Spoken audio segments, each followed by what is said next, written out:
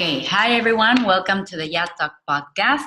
Today we have a very interesting episode. We're going to be talking about safety at sea with Mario Vittone. So, how are you, Mario? Hi, how are you doing? Very good. I'm so excited to have you on Zoom today. Mario is in Tampa, Florida. So, Yeah, if you wouldn't mind, Mario, could you please tell us a little bit about yourself and your background in marine rescue?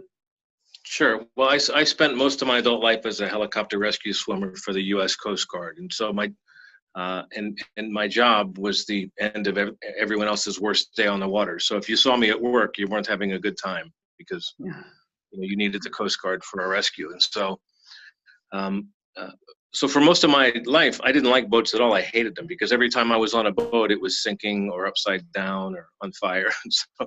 So I didn't like boats very much. But after I got out of that job and started to go on boats for fun, I started to like them more and more. But after the job as a rescue swimmer, I worked as an accident investigator and a vessel inspector for the U.S. Coast Guard, and then I retired in 2013.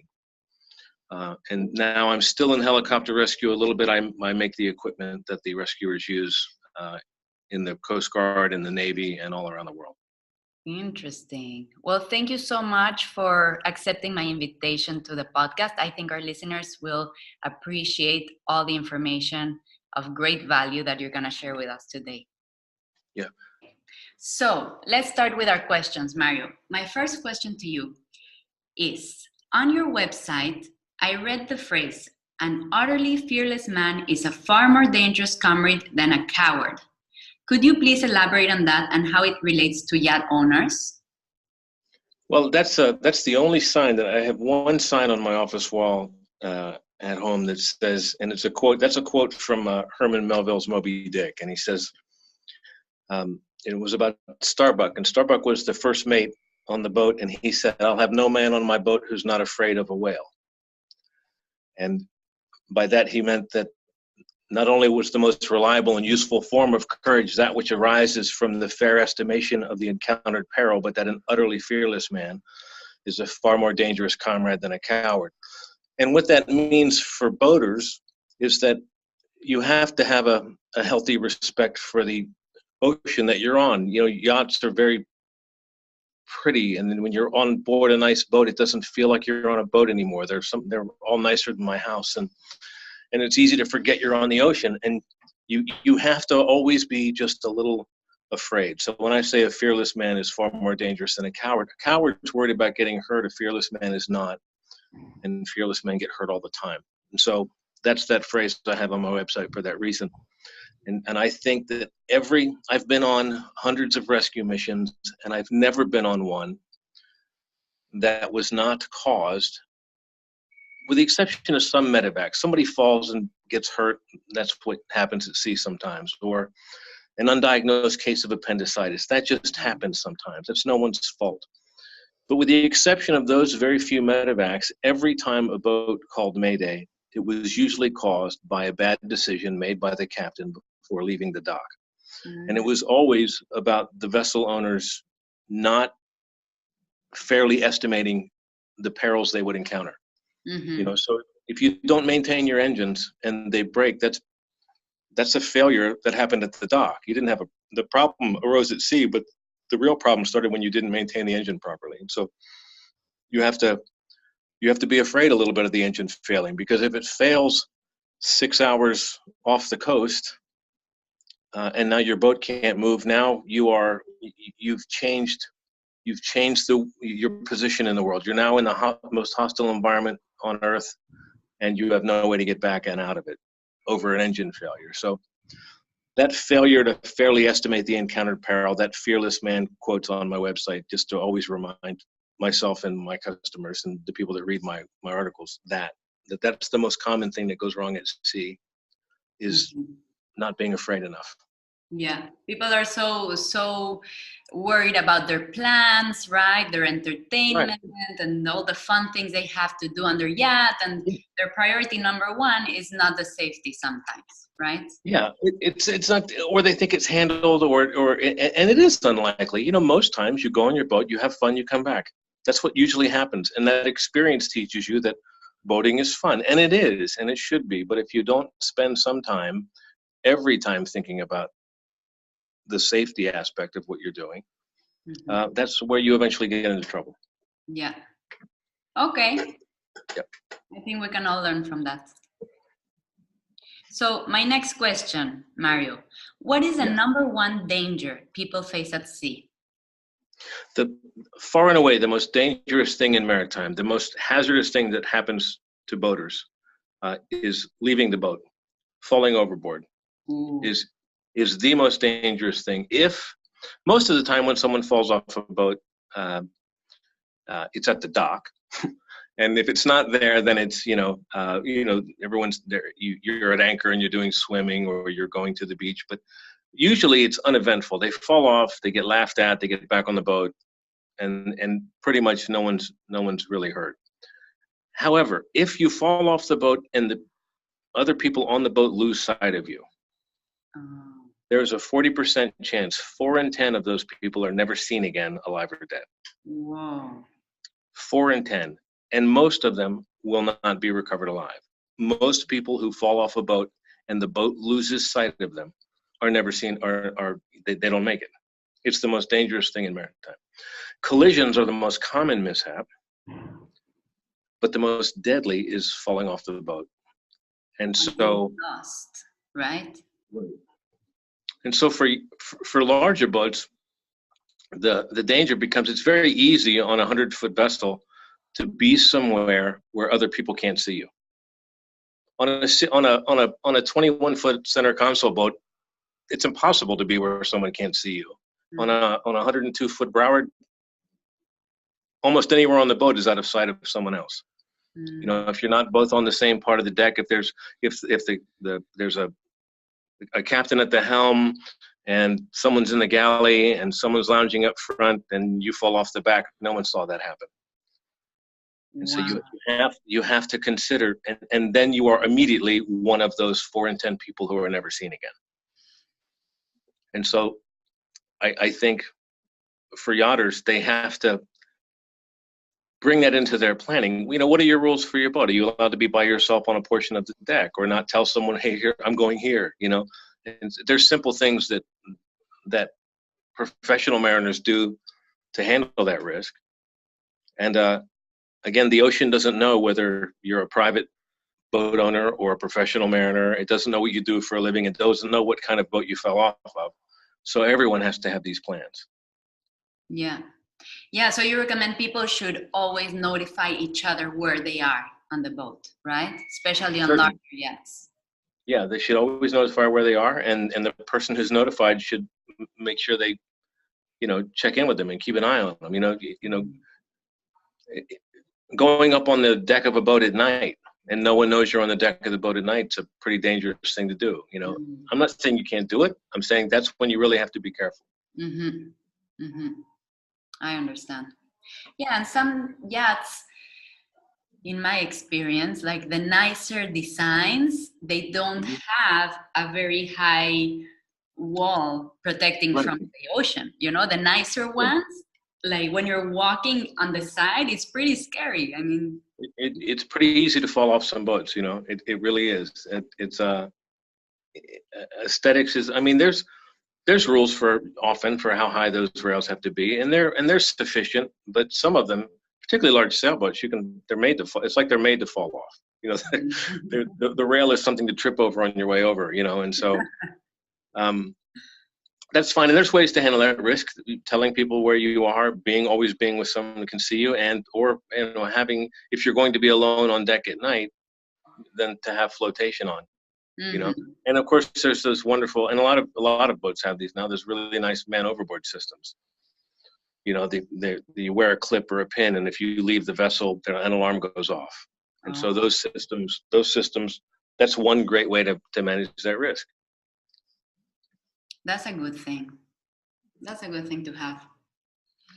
Okay, so let's move on to the next question. What is the most important thing someone should bring with them when going out on a yacht? It's a tough. The most important, assuming all things are being equal, because the easy thing to say is, well, you have to have a life jacket, but the boat should have life jackets anyway, and that's not the most important thing. I think what the most overlooked thing that's not brought onto boats, in my experience, the thing that people don't think of and don't bring, and this surprises a lot of people, as my best suggestion for what you should bring, is if you're going to go out any distance or for any time, you should bring a medical history. You should have. I will not get on a boat with passengers for a long trip if I don't have an envelope with, what are you allergic to? What are your medical conditions? Who's your doctor? They don't need to tell me, but they have to have it with them. It can be in a sealed envelope, and say, I have a thing called on my website, I think you can find, it's an adult medical history questionnaire. And it's just a one-page form that you have your passengers fill out that asks the questions you would need to know. And the reason I say that is the most common thing to go wrong at sea. Most Coast Guard rescues are medical evacuations.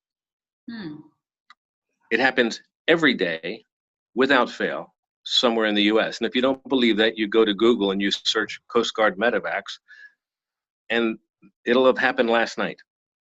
It happens all the time. And when that happens, for whatever reason, someone falls and hits their head, someone has chest pain, someone has appendicitis, someone needs to leave the boat and get to a hospital quicker than you can get them there. What you don't want to have happen is the rescuer comes down to the boat, or the Coast Guard vessel comes alongside, and they go, do you have any, what do I need to know about this patient? Oh, I have no idea. There's no next of kin right there to get there. And so it's a simple thing to bring on the boat. That and medications. If someone is on medication and they don't have them with them, then they don't come on my boat. Because it's one of the reasons for we're only going to go out for a few hours. Well, you have engine problems, or you run aground, and now you're out there longer, and now the person who needs to take the meds once a day doesn't have them because they didn't plan to be out there that long. And so I think people need to think about their medical needs when they go on boats for more than 24 hours, and it often gets put aside, because what's going to happen? And the difference is, I'm here in my office, and if I have a medical problem, an ambulance will be here in 7 minutes. I'm sure of it. Within 7 minutes, there'll be someone here to help me. 200 miles offshore, it's going to take hours. It might take a day. Wow. And so you have to prepare differently for your medical needs. Yes. If the closest help is a 6-hour helicopter flight, and a 6-hour, to get you. So these things aren't thought about, and it's too simple. It's so simple to handle. Just, bring on my medical history, hand it to the captain. Hey, captain, if anything goes wrong with me, hand that to the guy who comes to get me. The problem solved. Yeah, better to be safe. You're right. That's interesting. That's the most common. It's not what I would have thought, right? You think of accidents or whatever, but people just don't bring enough pills, and then the trip takes longer than expected, and their blood pressure goes up, or their sugar levels go up. Blood sugar, diabetics. A number of 12-year-old diabetics I picked up because the parents didn't bring the insulin because it was just a 1-hour trip. Oh. And they leave it at home. I said, well, you can't always plan on it being a 1-hour trip. And so that's great advice. Yeah. Okay, let's go to the next question. Do all countries have the same safety regulations around yachting? Not at all. No. Oh. No, not. They're pretty good. Everyone, but yachts are, if they're not a vessel in commercial service, if it's a private boat, then, and it's under 300 tons, the rules really are pretty lax for recreational vessels, for privately owned vessels. There's requirements for flares, and there's requirements, and of course everyone has to follow the rules of the road when driving, but you're talking about the regulations for, say, inspection. For example, if I have a yacht and I run it as a charter service and I can take more than 7 passengers, my boat has to be dry docked every 2 years. It has to be inspected. The valves have to be inspected. The equipment, the fire extinguishing equipment has to be inspected. The engines, everything has to be maintained and inspected in accordance with regulations. If it's my private boat, it can have 10 holes in the bottom that I pump out with a foot pump. It does. I'm not breaking any rules. There's no rules, and how you maintain your boat's entirely up to you. And so the regulations are most boating regulations that keep you really safe. There's always life jacket regulations and things like that. But for example, in the US, there is no regulation that compels you to wear a life jacket. There's no federal law that says you have to wear the life jacket. The only time you have to wear the life jacket, you have to have it on the boat. The only time that you have to wear it is if the Coast Guard directs you to during a rescue mission. Otherwise, you just have to have it on the boat. It's local laws that make, like, say, children under 16 or children under 12 have to wear it. Those are local laws, but there's no federal law that says you have to wear it.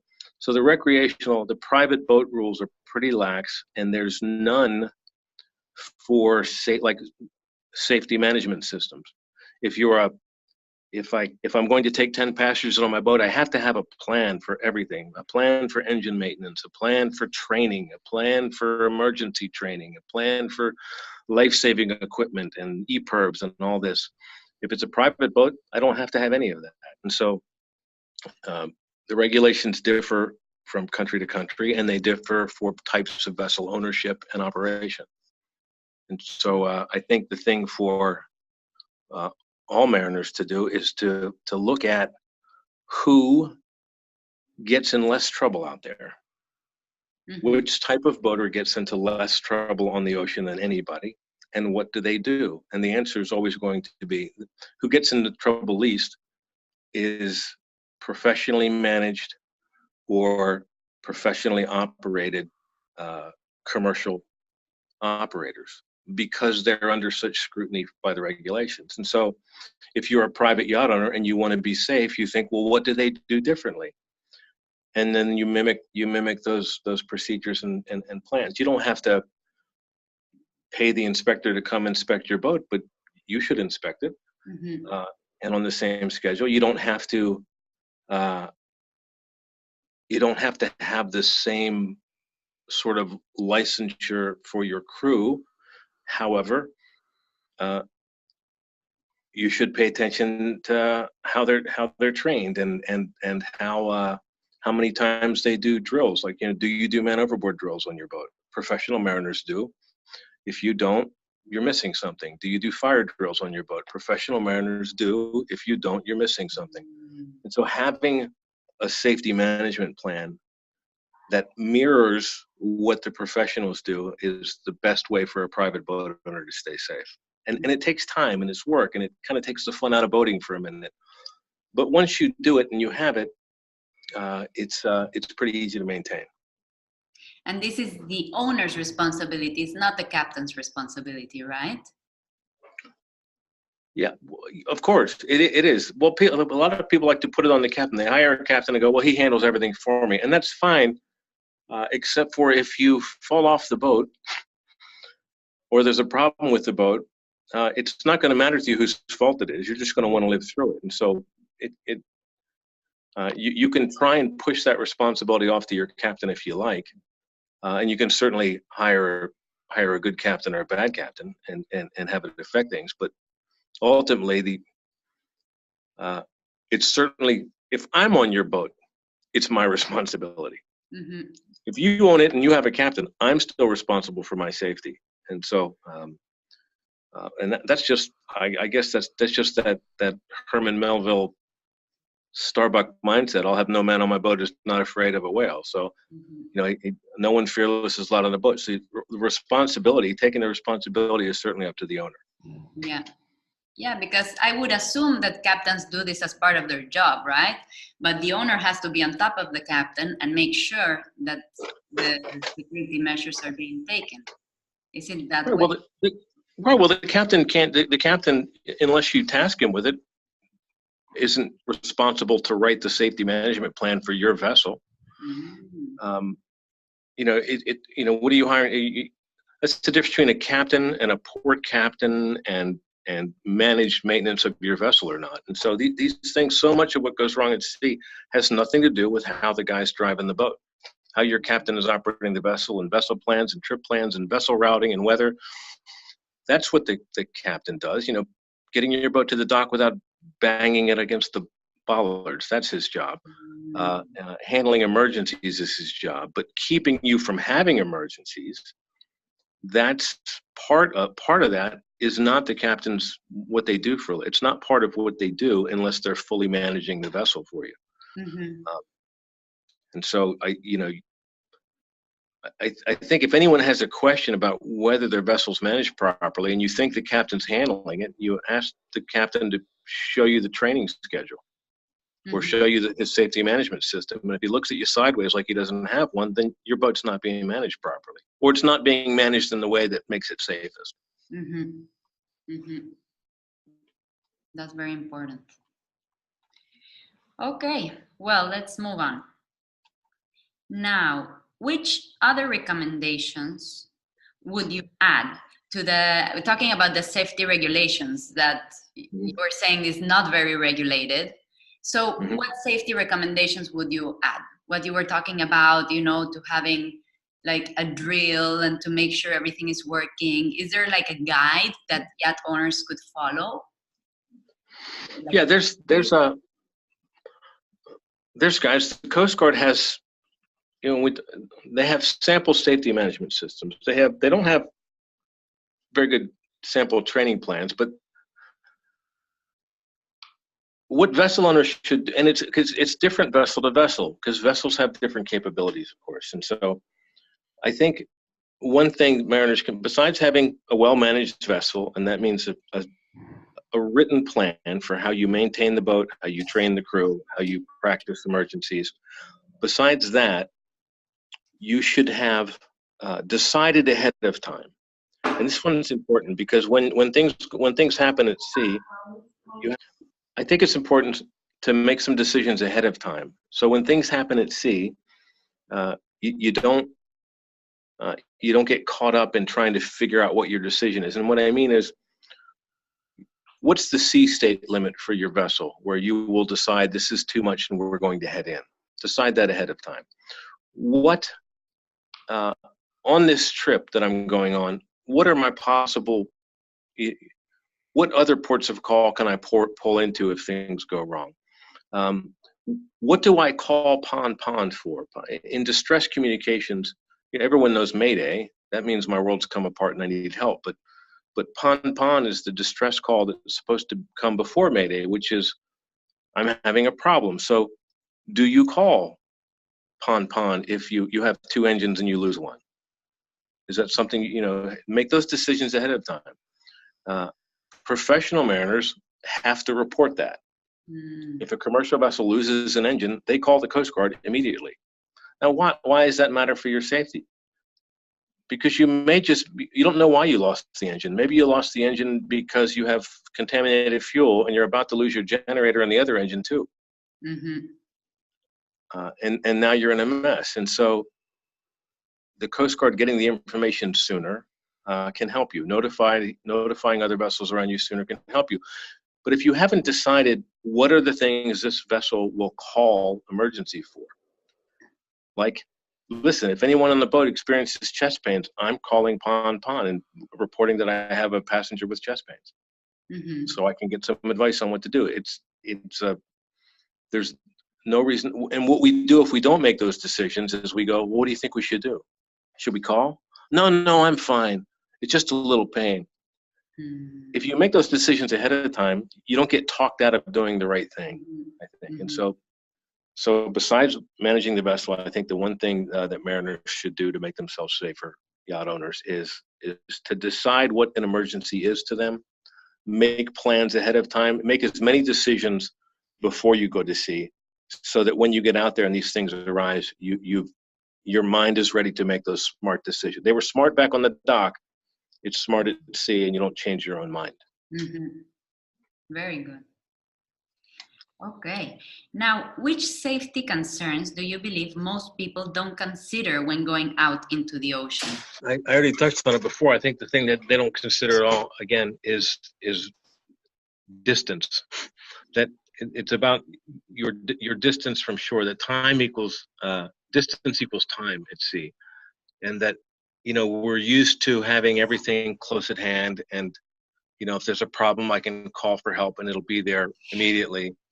And they need to they need to think in terms of distance and in terms of time. That even though I can see the condos off Miami, I'm still 2.5 hours away from medical care. If I can't move this boat, if I have a problem, if I have a fire, I'm a long way from help, or I'm a farther distance away from help or time. It's longer for me to get help than if I'm just back there at the dock. And so things get much more serious. You're more isolated 30 miles off Miami than you think you are. Mm-hmm. And you have to consider that. And so you have to plan for that. I think anyone who goes to sea, and like I said, you plan for the lunch you're going to have, and you plan for where you're going, and you plan for the trip, and having enough sunscreen and food and wine and all those things. You get all that planning done. But have you planned to be 4 hours from medical care? Do you have enough training and equipment to handle a medical emergency? Are you prepared for losing all propulsion? Are you prepared for for that, having that problem, and what might happen there? Are you prepared to not be to port when you think you would be at port, and therefore it changes the way you prepare? And okay, well, we're only going out for 4 days. I'm going to take 8 days worth of medicine. Because maybe I'm wrong about the 4 days. Yeah. Because if I do, I don't have a problem. If I don't bring the meds because I was sure we were going to pull into Key West on Tuesday and we don't pull in until Thursday, now everything's fine except for I'm having a medical problem. And so preparing for the distance and preparing for the time that means for you, and preparing for things. If your car breaks down, I'm picked up pretty quickly. I can get a ride. If my vessel breaks down and I'm 150 miles offshore, it's a whole different problem. And so you have to prepare for things not going right. Yeah. You've got your plan for everything going perfectly. Now what's your plan for things not going right? Wow. That's very good stuff. Eye-opening. Okay. So when people travel on their yachts to different countries, are there any additional safety measures they should take? Like if they're going out of the USA versus if they're going to the Keys, does it make any difference? The fact that they're going to a different country? Yeah, well, this is well, I think the simple answer is of course it does. And I it's sort of beyond my field of expertise, but I do know that that it should change your planning. Someone has to have looked at the State Department website to see what the hazards are in the area and what the travel advisories are. I'm always amazed by people that travel and don't read those. They're free. They're up on the State Department website, and it's amazing how many neighborhoods you can find you shouldn't go into, or what the crime posture is in a certain port of call. You can find all those things out, or find out that there are no concerns by going to the State Department website first. From a logistics standpoint of vessel management, that's a whole different animal altogether. The availability of parts and stores, and that's just something all mariners face. Trying to figure out how to get the right equipment and gear for the trip you're on. But from a safety standpoint, if I had to pick one thing, it would be that is part of your trip planning. Someone has reviewed the State Department's website for travel advisories for the port of call you're going to, because they're almost always there, and if they're not, that means there's not usually a problem in that area. Okay, that's very good advice. Thank you. So let's see, my next question. Could you please share with us an occasion in which you rescued someone at sea, which could have been prevented easily? I don't know that I've ever rescued someone at sea that couldn't be prevented easily. Again, some medical evacuations, undiagnosed. I'll give you an example. An undiagnosed case of appendicitis was no one's fault, and that could not have been avoided easily. The woman I picked up who was having her fourth heart attack, that could have been avoided by not going to sea. Yeah. Right? At some point, you have to give up taking yourself 6 hours from definitive care if you've got a history of, if you've got a serious health condition. Then I picked up vessels who ran out of gas. Is that easily avoidable? You bet. Not taking medication, not taking insulin for kids. I picked up those patients. Completely, very easily avoidable. Just bring the medication. Not having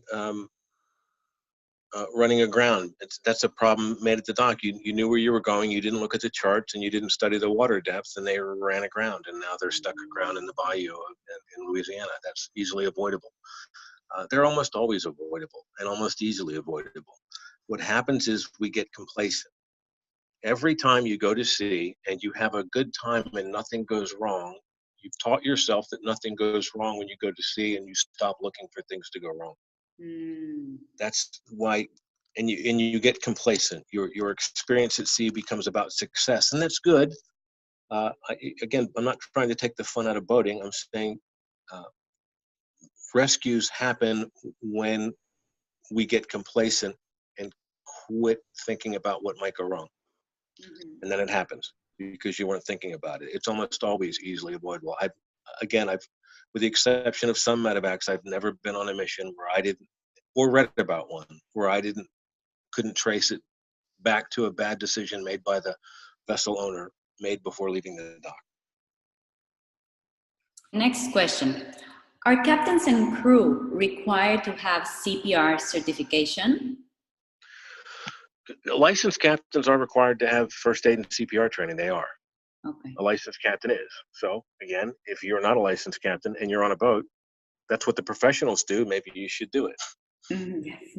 As an owner operator, you're not required to have first aid and CPR. But if you were to be a professional captain, you would be. Why? Because it makes them safer. So if you're going to be an owner operator, you should act like a professional. Professionals have the training and certification, and so should you. Yes, I agree. Okay, and are there any other recommendations you could give yacht owners to help them enjoy their adventures in the ocean safely? I think the last great gains to be made in being safe at sea. The vessels are incredibly safe now. The communication equipment that you can buy, I can hit a button on my ePerb and have help, and everyone knows exactly where I am. Satellite phones, the communication equipment's great now. 150 years ago, they couldn't call for help. They could send up a flare or not, and that was it. They could, before radios. And so it's so easy to be safe at sea now. But the last great gains to be made in being safe at sea, I think, are to change the way mariners think. A yacht owner has to change the way they think about going to sea. The boats are fun. They're beautiful. They're a good time. You want to be on them, but you're still on a boat at sea. And my best advice for anyone who spends any time at sea is to spend some time back on the beach thinking about the safety aspect of what they're doing. Just spend some time thinking about it and considering how should you take care of your boat. What are you going to do in emergencies? Are you trained? Are you prepared? Just spend some time in between stocking the wine fridge and deciding what the meal plan is going to be, and have a discussion about how to make sure you get back to shore the same way you left it. Happy, excited, and safe. Yes. Thank you so much, Mario. This is very useful information, and I'm sure all our listeners will benefit greatly from it. So, Mario, if anyone wanted to reach out to you to ask you questions about marine safety, would you like them to call you on your phone or send you an email? How is the best way to reach you? They can send me an email. They can go, my website's mariovittone.com, and if they go there, there's a contact form, and my phone number is there, my emails are there, and you're welcome to call or email me or drive over to Tampa and knock on my door. I'm happy to help. Okay, so the episode notes will have your website listed, and I also want to let everyone know that Mario publishes blogs and articles about marine safety that are really interested. I was looking through them the other day. So if you guys want to subscribe to his email list, you will get a bunch of interesting articles that he writes. Thanks so much. You're welcome, Mario. Thank you so much, and take care. All right, next time I come over to that side of the state, I'll come see you. Thank you. All right, I would love that. Bye.